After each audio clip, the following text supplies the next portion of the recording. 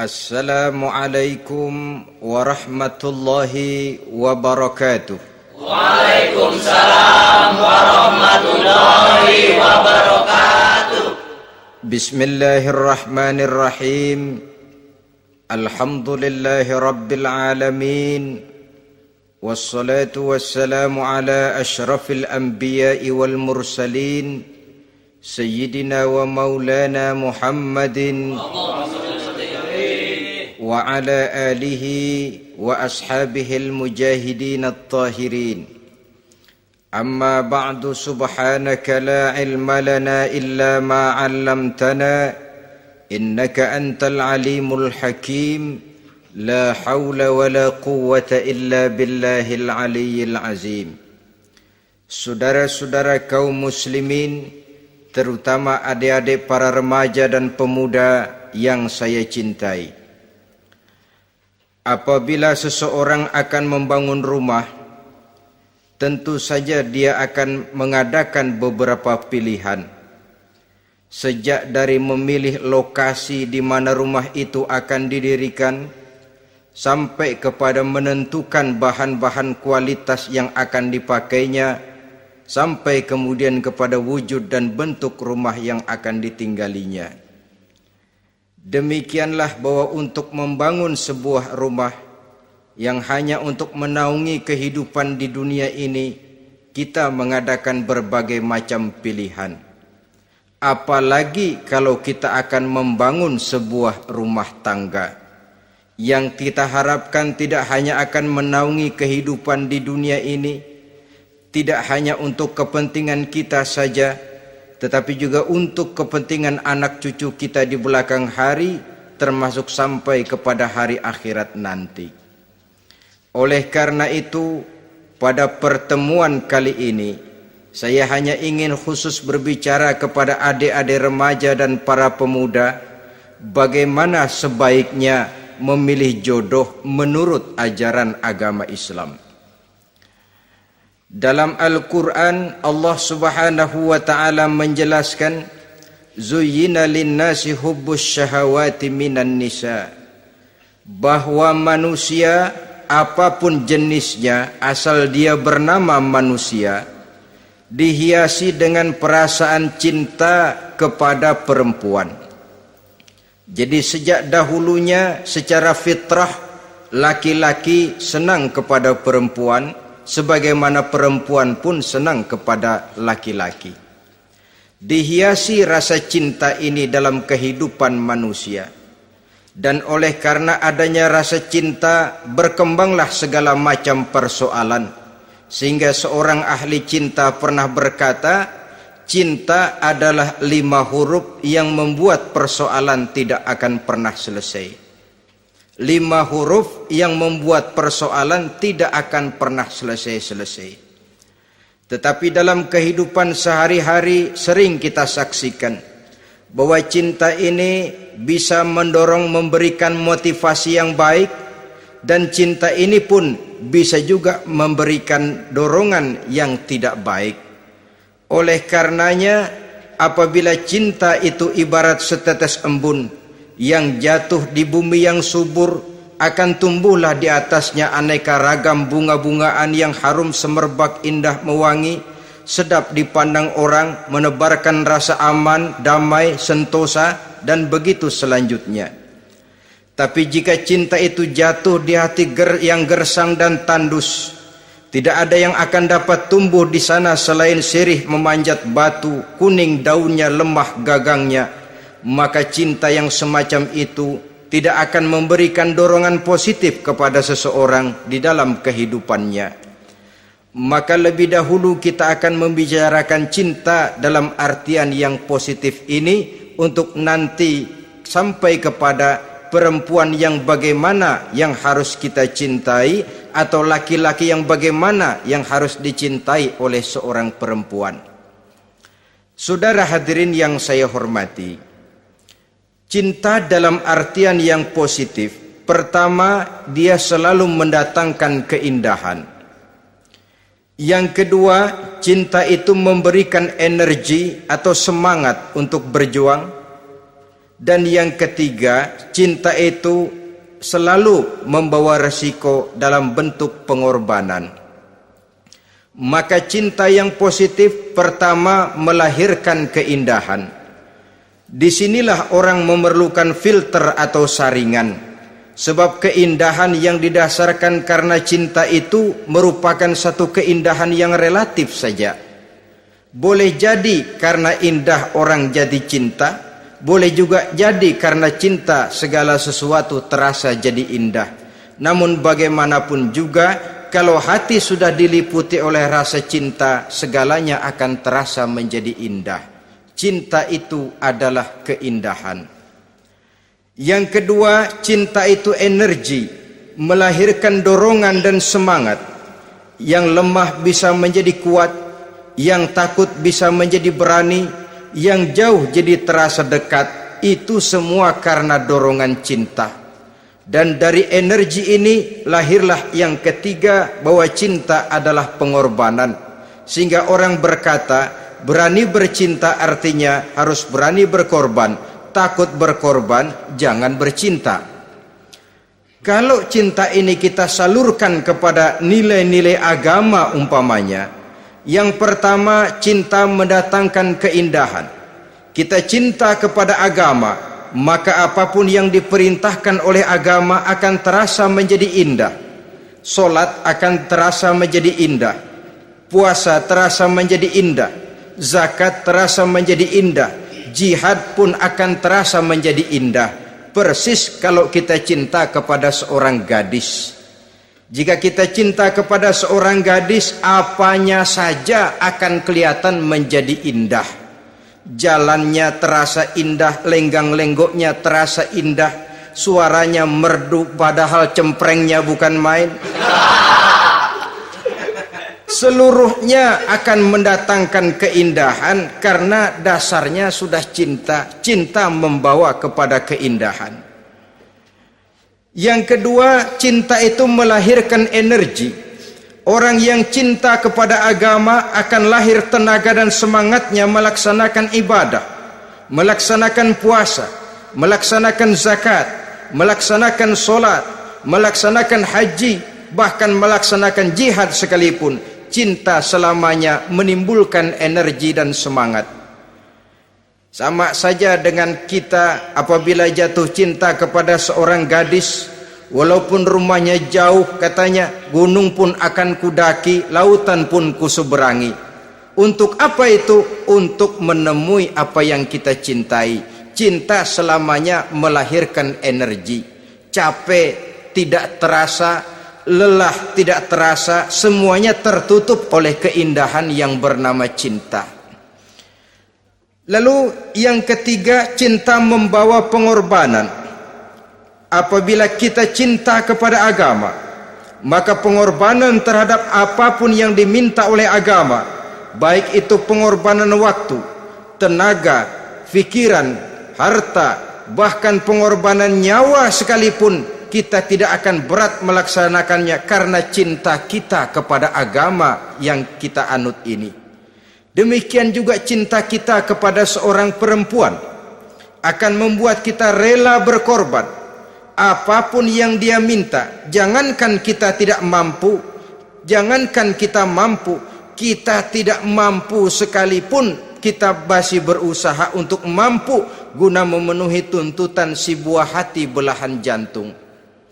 Kadang-kadang malam minggu si doi ngajak nonton. Umpamanya duit tidak ada, gajian belum, kerja enggak. Timbullah inisiatif, entah sepatu kita jual ke tukang loa, entah celana mampir dulu ke tempat lain. Yang penting kita berkorban untuk memenuhi permintaan si buah hati belahan jantung. Ketika itu pengorbanan sudah tidak kita rasakan lagi. Bahkan pengorbanan yang paling pedih sekalipun, dalam gurau, dalam bercanda misalnya, dicubit kita oleh kekasih kita, pedih bukan main, terkelupas kulit, mengalir darah, bukan nangis, nyengir. malah kadang-kadang minta tambah dicubit lagi. Itulah romantikanya cinta, sanggup membuat orang berkorban, melahirkan energi dan semangat, menambah keindahan dalam kehidupan, sepanjang dia dalam artian yang positif. Kalau demikian masalahnya, di dunia yang penuh dengan perbenturan nilai sekarang ini, orang sering salah jalan bagaimana memilih jodoh untuk membangun rumah tangga yang bahagia. Jangan lupa bahwa membangun rumah tangga ini bukan hanya untuk 1-2 bulan, bukan hanya untuk 1-2 tahun, bahkan bukan cuma untuk kehidupan dunia, lebih daripada itu pun untuk menunjang kebahagiaan di akhirat. Oleh karenanya, memilih jodoh bukan satu hal yang mudah, bukan satu hal yang bisa dilaksanakan sambil lalu, tetapi memerlukan penelitian, memerlukan pengamatan yang mendalam. Apa petunjuk agama tentang itu? Dengan kata lain, bagaimana seharusnya seseorang memilih jodoh dalam kehidupannya?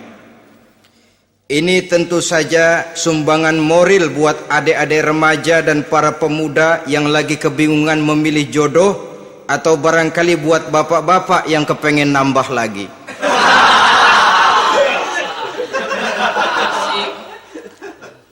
Mohon maaf kepada ibu-ibu, saya tidak menganjurkan, cuma ngajarin. Yang pertama, menurut Nabi, nikahilah perempuan itu karena rupanya, karena hartanya, karena keturunannya, dan karena agamanya. Ada 4 motif utama di sini. Pertama, memilih jodoh, lihatlah rupanya. Lagian siapa yang kepengen dapat jodoh rupanya nggak karu-karuan?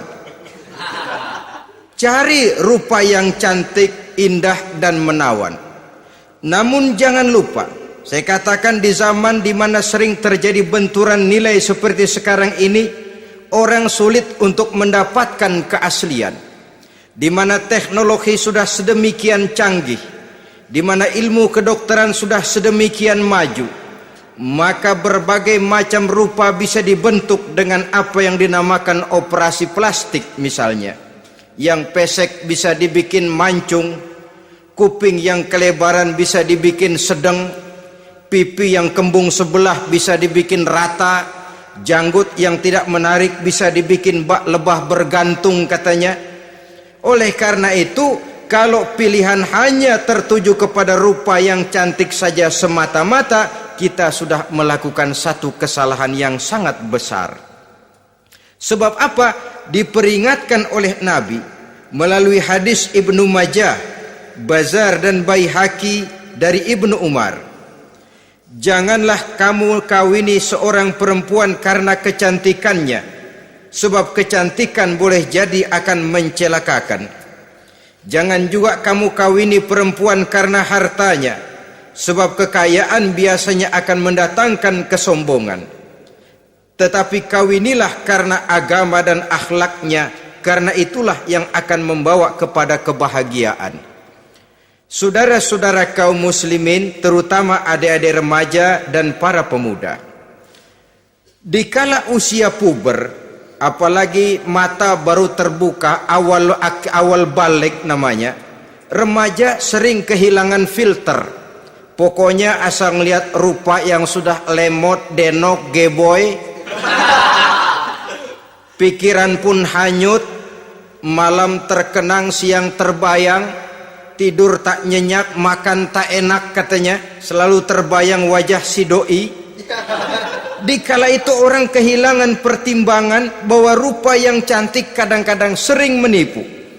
Diriwayatkan oleh Imam Ibnu Abbas, satu hari ketika sedang kumpul dengan para sahabat, lewatlah orang dengan potongan potongan orang kaya.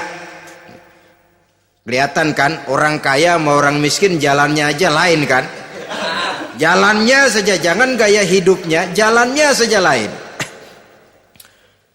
Lewat dia, Rasul bertanya kepada seorang sahabat, menurut pendapatmu bagaimana orang yang lewat itu? Kata sahabat, oh, yang lewat ini ya Rasul, kalau dia meminang perempuan pasti diterima. Kalau dia menolong orang pasti berhasil. Kalau dia ngomong pasti didengerin. Kenapa? Orang kaya. Orang kaya ya Rasul.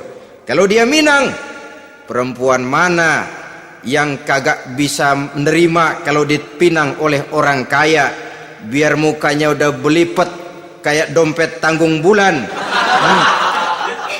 Kalau memang duitnya banyak, nggak kelihatan tuh muka yang belipet, yang kelihatan duit.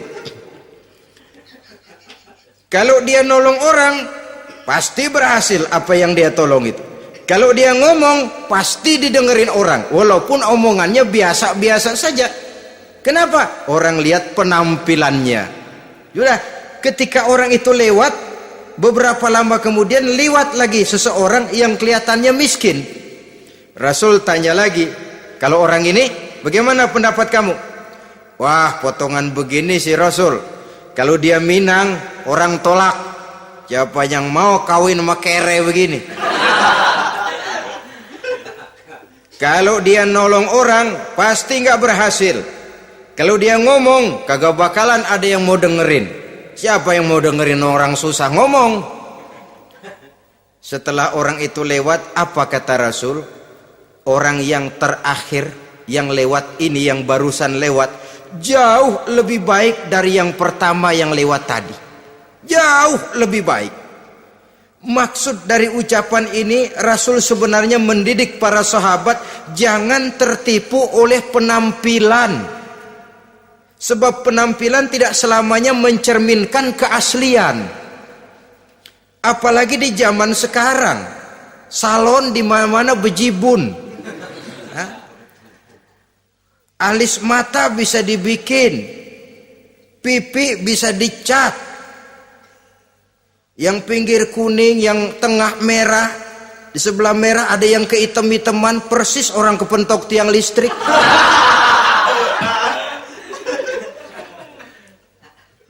Kecantikan yang artifisial, kecantikan yang bukan alami.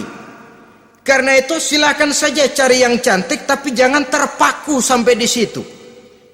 Sebab kecantikan di samping dia mudah berubah oleh pergeseran masa dan pertukaran waktu, ternyata penampilan tidak selamanya mencerminkan keaslian.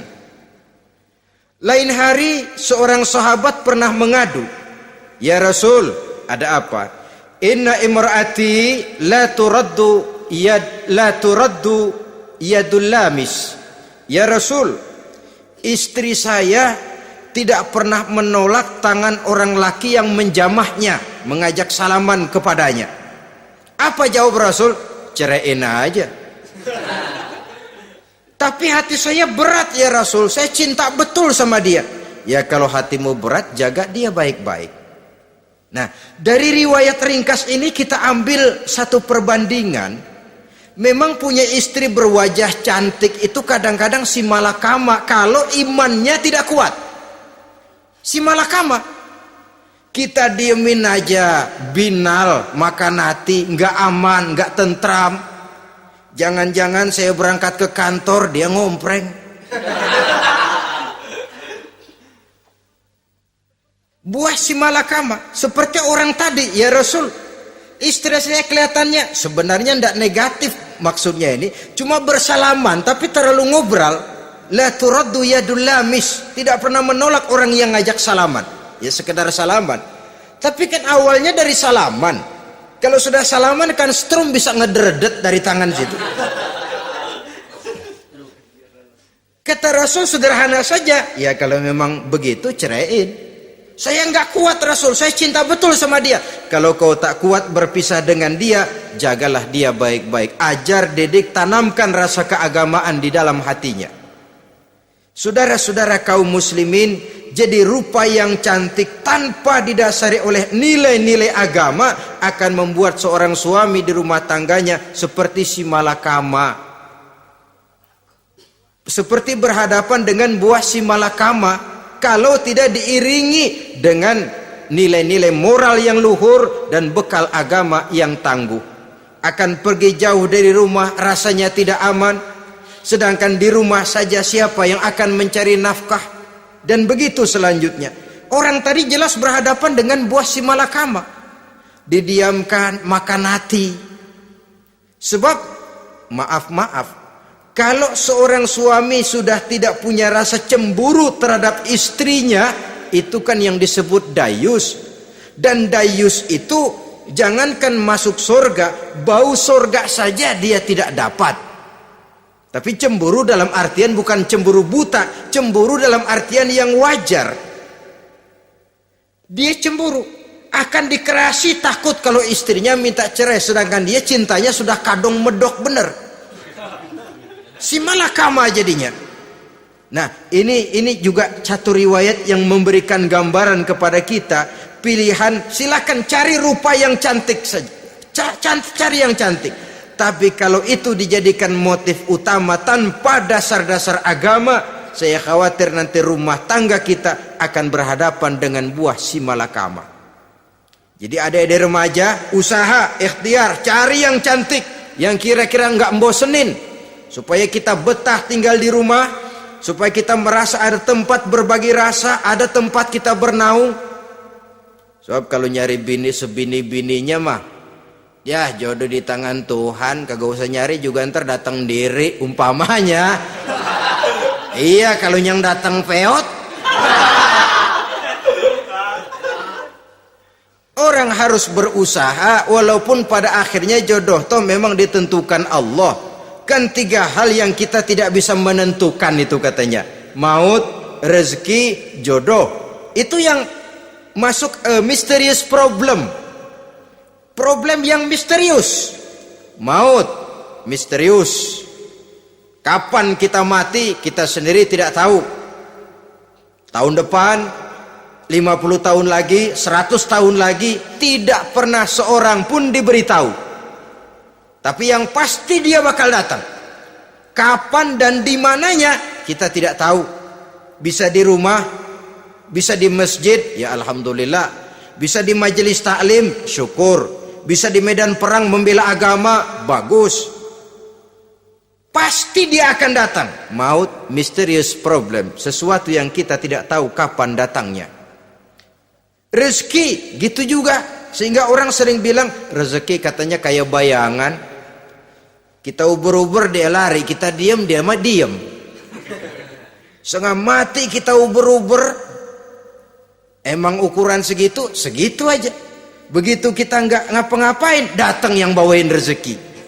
Namanya rezeki itu mysterious problem. Kadang-kadang ngobek sungsang sumbul, udah segala tanah orang kita ukur-ukurin. Udah segala ngomong sudah nggak ada yang loh, tuh sudah buta. Tapi memang bayangan, kalau belum rezeki ya belum. Kadang-kadang nyari kode sampai tidur di kuburan, belepotan tanah kuburan loh. Yang aneh lagi kadang-kadang orang gila ditanyain. Allahu Akbar, ini kode-kode zaman sekarang ini. Sampai orang waras nanyain orang gila, itu gimana itu? Ini sudah efek yang betul-betul negatif. Sudah jelas orang gila kok ditanya. Apa kira-kira yang nanya nggak lebih gila dari yang gila itu?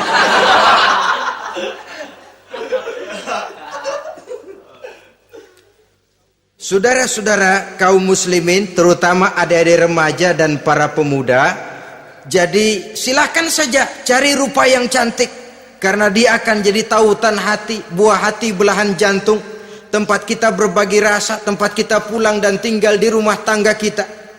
Tapi hendaknya kecantikan rupa itu diiringi juga dengan kecantikan budi. Karena itu cari rupa yang cantik. Ini pilihan utama. Yang kedua, kata Nabi, harta, cari yang kaya. Tetapi jangan lupa, jangan dijadikan pilihan utama, karena kekayaan sering mendatangkan kesombongan. Apalagi kalau seorang pemuda mendapat istri orang kaya, hidupnya dimodali oleh istrinya, maka biasanya wibawanya sebagai seorang suami akan hilang. Akhirnya komando di tangan istri. Dikala itulah suami tidak lebih daripada prajurit yang taat kepada komando istrinya. Padahal menurut konsep Quran, ar-rijalu qawwamuna 'alan nisa, laki-laki diciptakan sebagai pembimbing bagi perempuan. Kalau nanti suatu saat terjadi benturan, sedangkan modal diberikan oleh istri, terjadilah pengungkitan. Kata istrinya apa? Lu jangan bertingkah, lu kan kawin sama gue, modal lu kolor doang.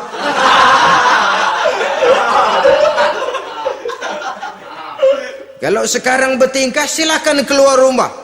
Bawa seperti engkau datang dulu, jangan bawa apa-apa. Pergilah seperti engkau datang dulu kemari. Hilanglah wibawa seorang suami. Suami kalau udah digentak sama istri begitu, ngelempuruk kayak ayam sampar. Di mana lagi letak wibawanya? Harta sering mendatangkan kesombongan. Oleh karena itu, walaupun diperintahkan cari yang keturunan orang kaya, tapi maksudnya jangan dompleng. Sebab kepribadian seorang suami akan ditentukan oleh sifatnya sendiri. Keberadaannya ditentukan oleh karya dan perbuatannya sendiri. Itulah yang akan menampilkan kepribadian dia dalam kehidupan di masyarakat ini. Saudara-saudara kaum muslimin, terutama adik-adik remaja dan para pemuda, kan kadang-kadang di zaman sekarang kan kelas-kelas gigolo, playboy ya, nyari tante-tante kesepian, mejeng-mejeng di pinggir-pinggir jalan dengan harapan apa? Ya barter lah, tukar tambah. Nah, supaya dapat rokok, dibelikan pakaian, motor dan sebagainya. Tapi yang jelas hilang harga diri sebagai laki-laki, dan itu yang paling mahal.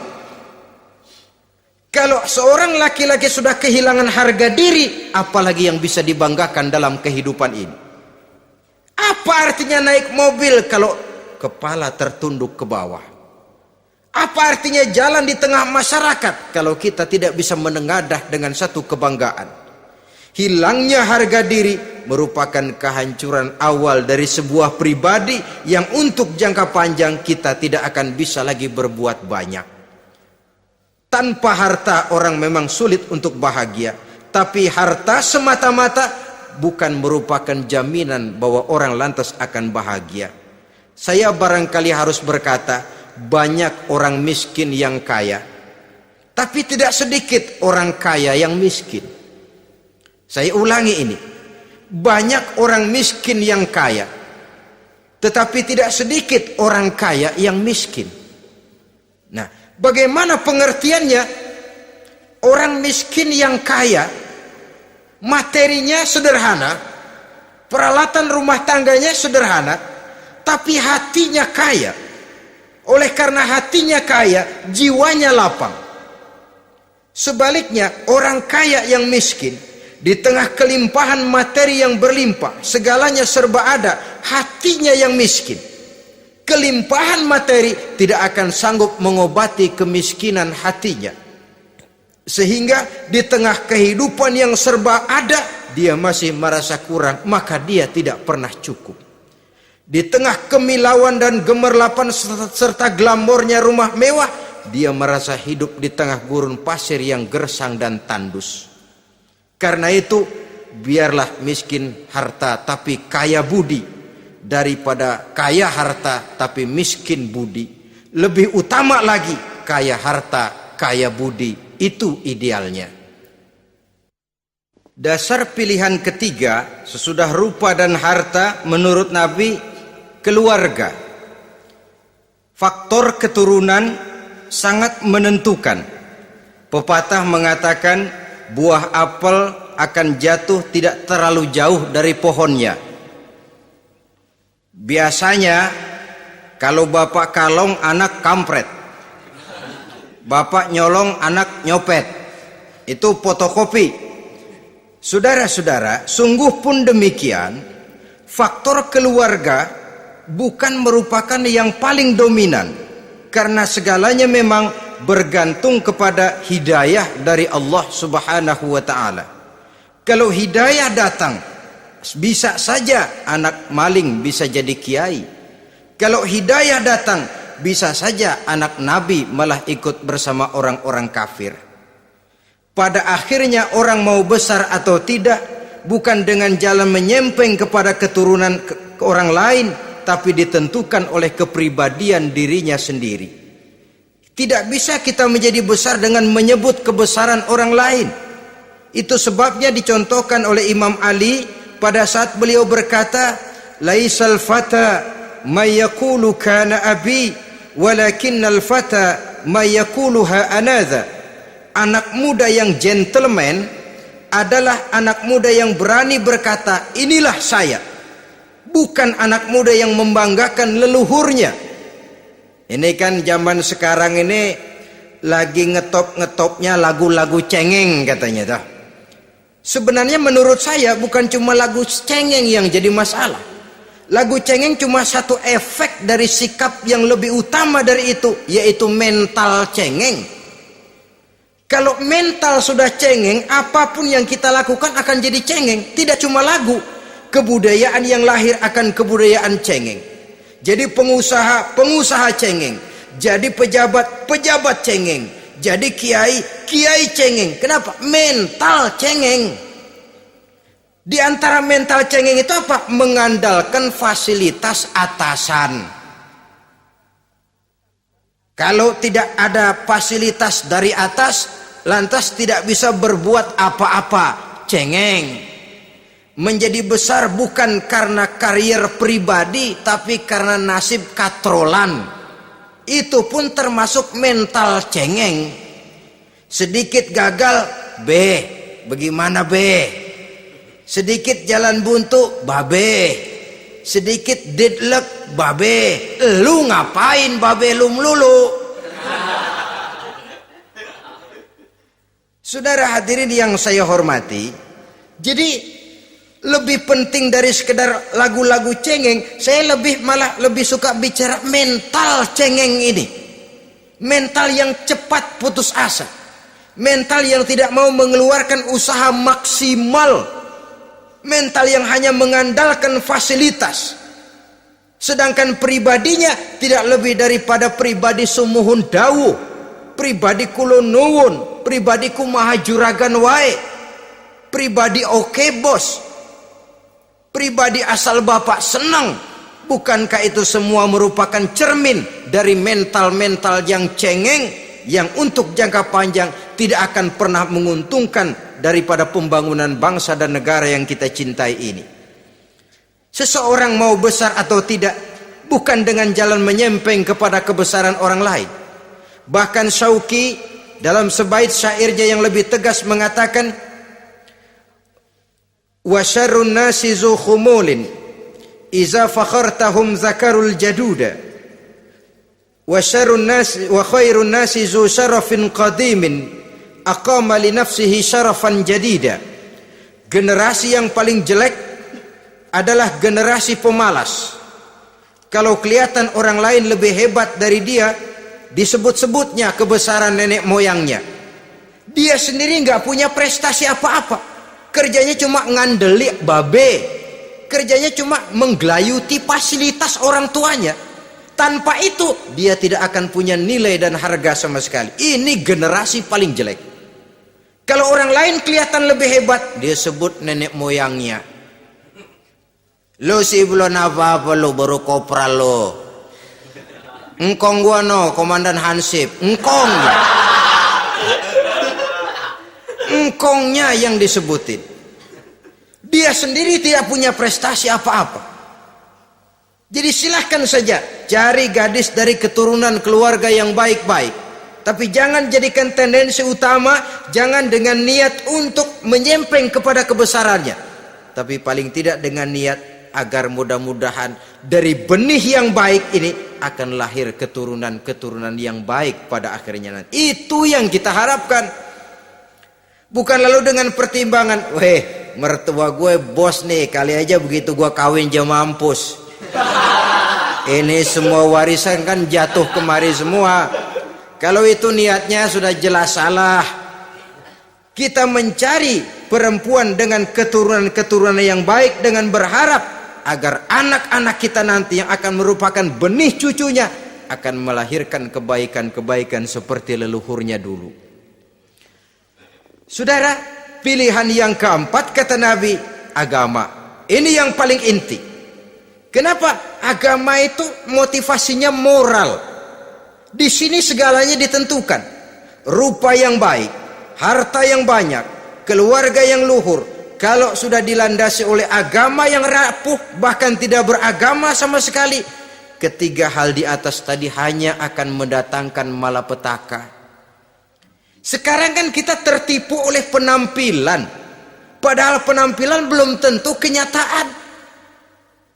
Di jalan-jalan kita akan lebih terpesona melihat gadis pakai miniskirt di atas lutut ketimbang kita melihat gadis-gadis yang pakai jilbab. Kalau sudah pakai jilbab keliwat, yang usil banyak banget, bau sorga nih. Bau sorga katanya.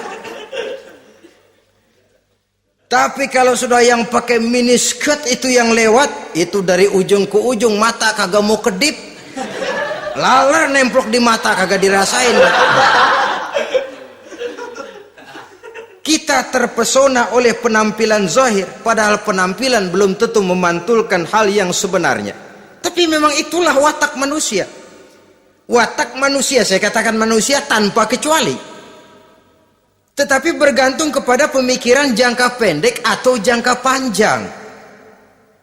Kalau jangka panjang yang kita pikirkan, ya tentu kita tidak akan mudah terpesona oleh hal yang zahir. Sampai-sampai Quran sendiri mengatakan budak yang hitam legam tapi beriman itu lebih baik daripada orang-orang musyrik walaupun cantik, denok, lemot, geboy. Ada lagi nggak bahasa yang lebih dari itu?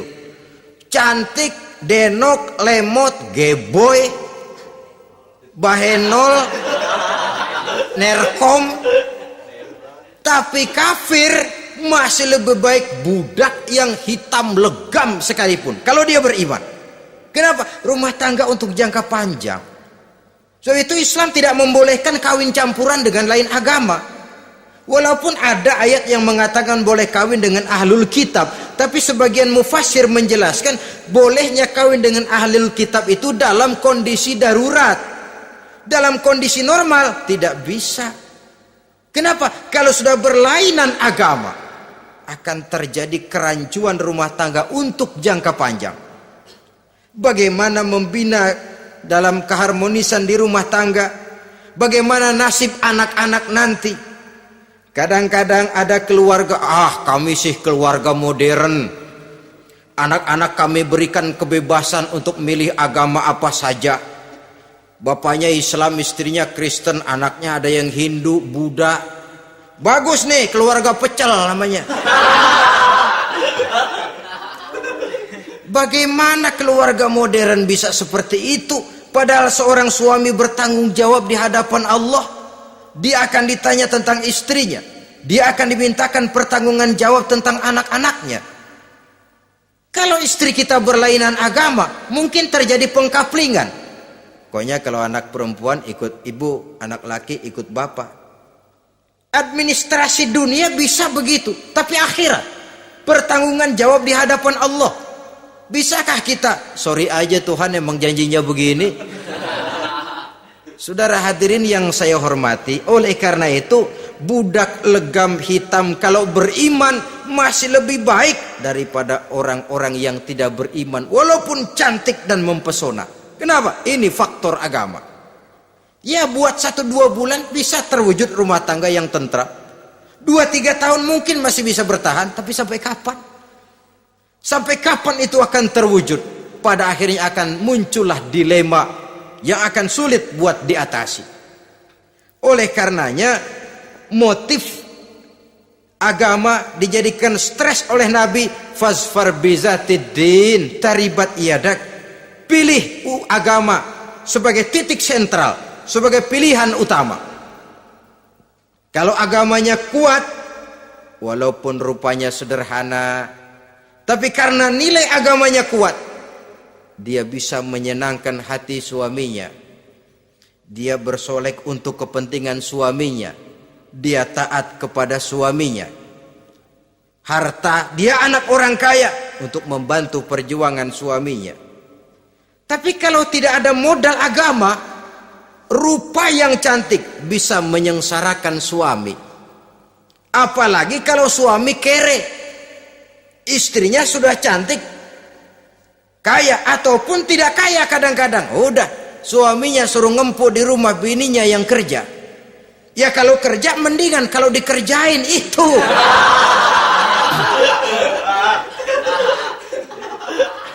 Itu yang repot. Saudara hadirin yang saya hormati, dan ini bukan satu dua kasus. Alangkah malangnya kalau sudah terkena hal seperti itu.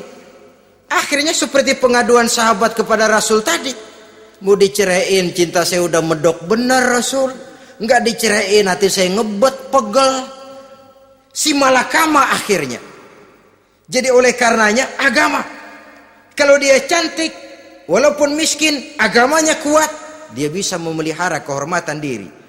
Dia kaya, agamanya kuat, hartanya disalurkan di jalan Allah. Karena itu agama jadikan pilihan utama. Dan ukuran agama itu bukan cuma jilbab loh. Ya kadang-kadang ada juga yang jilbabnya nggak pernah lepas, tapi kadang-kadang akhlaknya lebih binal dari yang kribo. Ada cuma sekedar kamuflase saja, itu pun penampilan, sekedar penampilan saja. Cuma dari segi aurat ya memang lebih baik dan lebih utama, dan saya kira lebih mengundang penasaran toh. Duren kalau udah dibuka kan kelihatan isinya, emang udah begitu, udah. Tapi kalau masih rapat, itu yang rasanya kita pengen buka, timbul tantangan, gue pengen tahu isinya. Rasanya juga begitu. Sama saja dengan baju, kalau dibungkus rapat di plastik, ditaruh di etalase, adanya di toko serba ada, tahu kita barang mahal nih. Biar punya duit, kita mau nawar ragu-ragu, takut nggak cukup. Tapi kalau barang sudah dibuka di jalanan, diobral di pinggir jalan, murahan, 1.003 masih dicampur odol. Yang begitu sih biar nggak punya duit, kita berani banget tanya, nawar, megang lagi nyemek. Berduit nih bang. Kenapa? Barang sudah terbuka. Jadi saudara-saudara, syukur kalau keempat-empatnya ini jodoh terkumpul dalam jodoh yang saudara cari. Sudah rupanya cantik, kaya, keturunan orang baik-baik, agamanya kuat. Nah, surga dunia tuh. Yang begitu cari. Kalau ada yang begitu, saya juga mau nambahin satu lagi.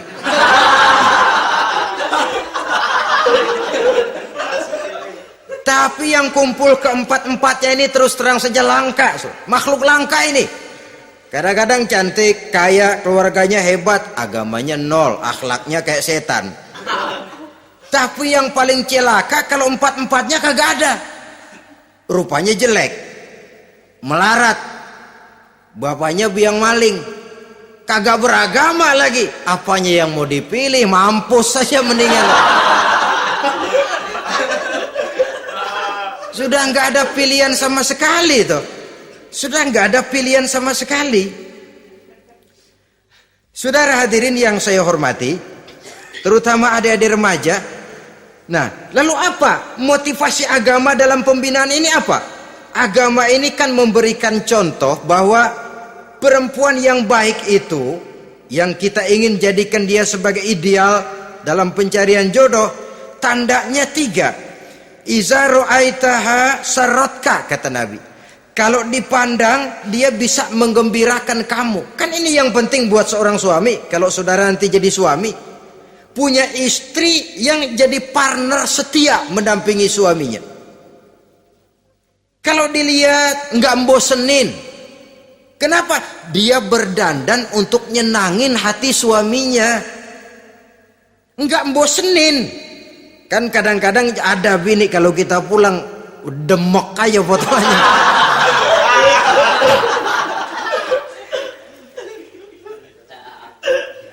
Ini yang bikin suami nggak betah di rumah ini kan yang begini. Adapun perempuan yang beragama, apabila dipandang oleh suaminya, dia pandai menyenangkan hati suaminya. Andai kata suaminya dalam kesulitan, dia tidak menambah beban kesulitan. Paling tidak dia bisa memberikan satu bantuan moral. Bantuan moral untuk mengurangi beban kesulitan daripada suaminya. Suami pulang dagang rugi, kata istrinya, romantika bang. Sekali-sekali lah, masa selamanya dagang mau untung. Besok siapa tahu untung lebih besar. Kan meringankan tuh. Kadang-kadang enggak, suami pulang dagang dari pasar panas rugi, sampai rumah bini pidato pletar-pletor. Lu dagang rugi, emang lu laki goblok.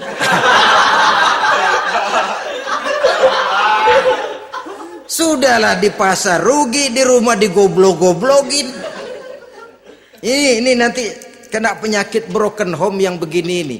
Padahal kesuksesan di kantor, kesuksesan di pasar, kesuksesan di medan tugas selalu dimulai dari kesuksesan dan ketenangan dari rumah tangga.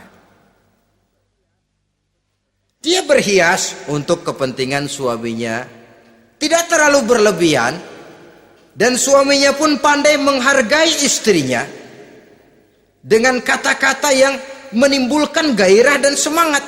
Melihat istrinya bersorak, kamu makin cantik saja. Jangan juga kadang-kadang suami ketus, ngelihat daksu pulang kantor, lihat suaminya, istrinya dandan rapi, tumben lu mau bekasin apa? Mau bekasin katanya. Artinya apa ini? Pandai mengembirakan, bisa tenggang rasa, bisa berbagi rasa. Sehingga suami merasa ada tempat dia bertukar pikiran, ada tempat dia membicarakan persoalan. Dialog dalam kehidupan berumah tangga itu sangat diperlukan. Iza ra'aitaha sarratka, kalau dipandang dia sanggup mengembirakan kamu. Dikasih uang 500 senyum, 5.000 pun ketawa, menggembirakan. Dia bisa taruh kata hatinya kesel, tapi mulutnya senyum. Nah ini yang sulit ini. Senyum tapi kesel, kesel tapi senyum. Kadang-kadang istri itu kan kalau sudah kesel, suami pulang nggak bisa dia menyembunyikan kekesalannya. Dari jauh suami sudah lihat ini yang nyambut, ini bemo ini.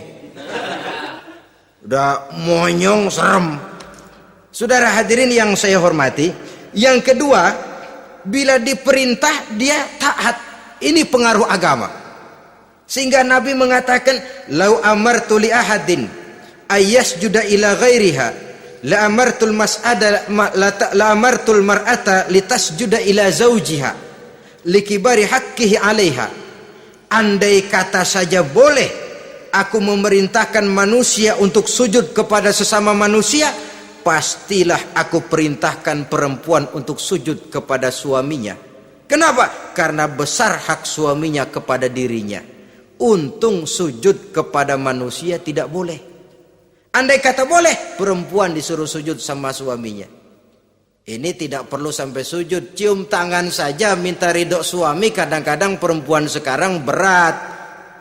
Paling banter setahun sekali lebaran doang. Laki pulang sembahyang tubruk, cium tangan minta redo, nangis segala macam. 3 hari habis lebaran beras habis, monyong aja lagi.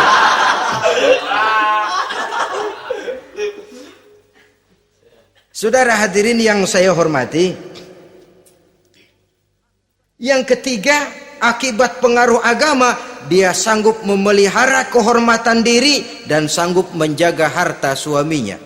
Memelihara kehormatan diri baik pada saat suaminya di rumah atau pada saat suaminya tidak ada di rumah.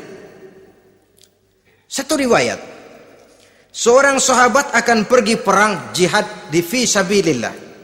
Ketika mau berangkat dia bilang kepada istrinya, saya mau berangkat perang. Kalau saya belum pulang kamu jangan keluar rumah. Baik bang. Pergi istrinya, pergi suaminya jihad. 1 minggu, 2 minggu berlalu, belum juga pulang. Satu hari datang utusan dari rumah orang tua si istri ini. Assalamualaikum bu. Waalaikumsalam. Ada apa? Ada berita kurang enak bu. Orang tua ibu sakit parah. Mohon tolong ditengokin. Apa kata si istri? Maaf saja, suami saya belum pulang dari medan perang. Saya belum dapat izin keluar rumah kalau dia belum pulang.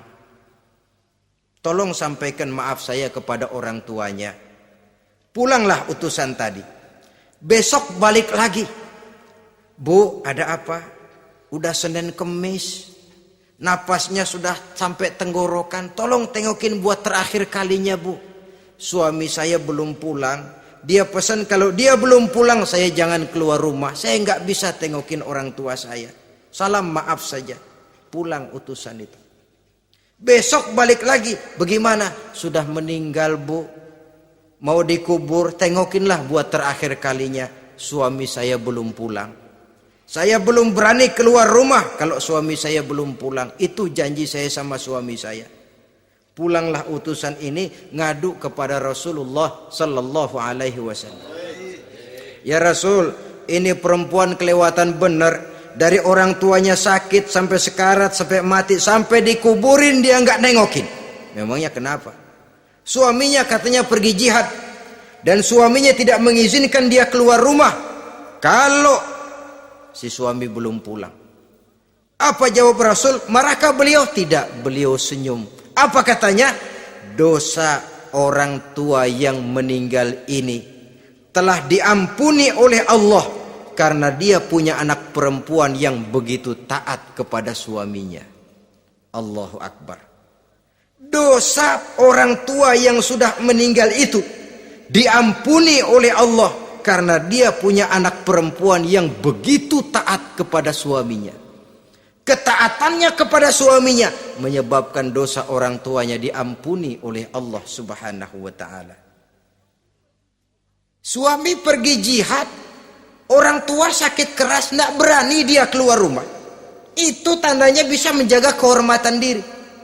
Kalaupun satu saat suaminya manggil, bu tolong ambilin uang di dompet. Dompetnya dibawa, bang ambil saja sendirilah, nanti salah ambil lagi saya. Kadang-kadang enggak, suaminya pergi mandi dompet berantakan. Saudara hadirin yang saya hormati, ini motivasi agama. Jadi kecantikan zahir yang diimbangi dengan kecantikan batin oleh karena pengaruh agama tadi. Kalau sudah kemari, orang enggak perlu mikir-mikir operasi plastik, bikin yang pesek jadi mancung supaya orang tertarik. Bikin belakang yang kurus jadi menarik. Tidak. Orang tidak perlu lagi pakai susuk-susukan, dipasang di bibir supaya kalau senyum orang gempor, supaya kalau ngomong orang percaya, dipakai di kuping supaya macam-macam. Tidak perlu lagi pakai jompa-jampe, pelet-peletan supaya kalau diludahin orang ngikut. Nggak perlu lagi. Kenapa? Cinta itu nature, sesuatu yang alamiah, yang tidak bisa dipaksakan. Dia kudrati, karunia dari Allah. Tidak bisa cinta dipaksakan. Kalaupun bisa, dengan ilmu pelet, oh saudara bisa membuat orang jatuh cinta, ya 2-3 hari, 4-50 hari. Kesananya, apa yang akan terjadi? Kelanggengan tidak akan pernah terwujudkan. Kenapa? Keterpaksaan yang akan timbul. Dalam kondisi semacam itu, rumah tangga tidak akan mengalami ketenangan dan ketentraman. Jadi biarkan cinta berjalan secara alamiah, karena dia memang alamiah. Saudara-saudara, nah sekarang kalau sudah ketemu nih, yang 4 tadi, rupa cantik, keturunan boleh, kaya lumayan, agama kuat. Apa yang harus kita cari? Apa yang harus kita lakukan? Apa pakai pepatah anak sekarang? Aku lihat, aku pikat, aku dapat, aku sikat, aku minggat. Bangsat.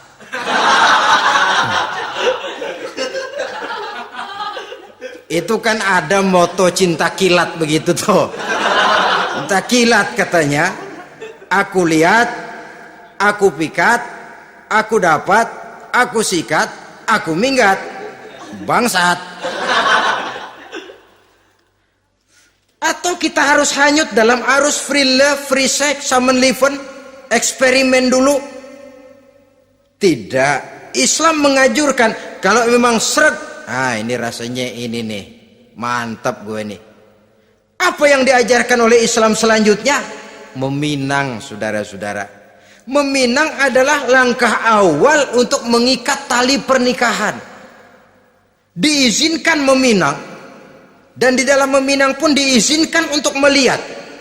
Cuma kalau boleh, ya syaratnya itu waktu melihat itu jangan sampai ketahuan si perempuan yang akan kita pinang itu. Untuk apa kita meminang? Pertama untuk yakin bahwa perempuan yang kita inginkan ini sudah kumpul syaratnya itu, tidak ada cacatnya.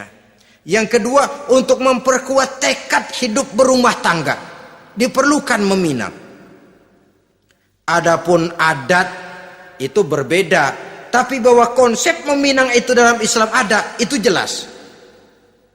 Ya kalau mesti bawa pisang raja, pakai roti buaya, pakai martabak segede ban mobil truk segala macam, itu adat saja, ya. Tapi yang real meminang itu ada dalam Islam. Nah, bagaimana adab meminang? Setelah kita tahu anak ini cantiknya ya, keturunan baik, ya kekayaannya lumayan, agamanya kuat, pinanglah dia. Caranya boleh lihat langsung. Lihat langsung kalau bisa tanpa setahu si perempuan. Dan batas yang boleh dilihat itu muka dan tangan. Itu saja. Jadi jangan gerusak. Minta permisi Pak, saya mau ngelihat anak bapak seutuhnya, soalnya buat saya ini nanti. Apanya aja dibedolin, jangan. Kira-kira yang boleh itu muka sama tangan.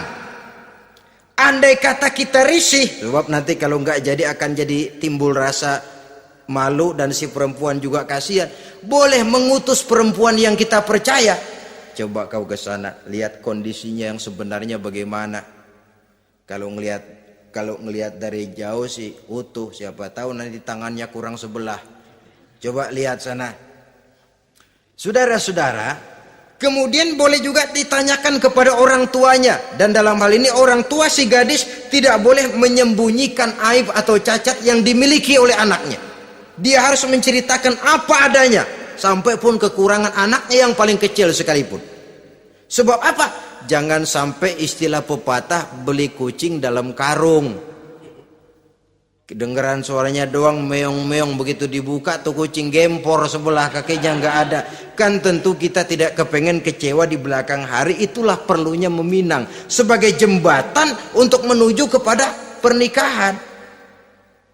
Nah, dengan demikian kalau sudah usaha meminang ini dilaksanakan, jangan merasa sudah setengah resmi. Ini yang kadang-kadang jadi penyakit. Malah sesudah meminang harus masing-masing lebih menjaga diri, menjaga kehormatan, menjaga pergaulan. Kenapa? Agar saat memasuki jenjang pernikahan nanti merupakan jenjang yang sangat ditunggu-tunggu. Ada rasa keinginan tahu. Kalau tidak, ya udah biasa, nggak giroh lagi ngadepin perkawinan. Kenapa? Kemarin-kemarin gue udah cobain. Hilang gairah lagi. Sebab itu kalau sudah meminang jangan merasa sudah setengah halal. Udah minang ini Kadang-kadang orang tua juga konyol, sudah dipinang diumbar. Lu bawa kemana keda lu udah pinang? Padahal meminang itu cuma langkah awal. Sedangkan selanjutnya harus lebih berusaha menjaga kehormatan diri sampai pada saat nanti pelaksanaan pernikahan.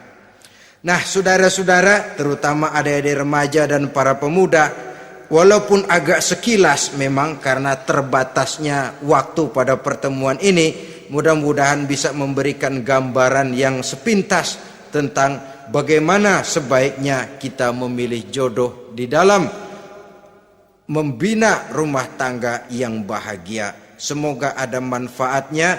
Terima kasih atas segala perhatian. Mohon maaf atas segala kekurangan. Usikum wa nafsi bitaqwallah. Wassalamualaikum warahmatullahi wabarakatuh.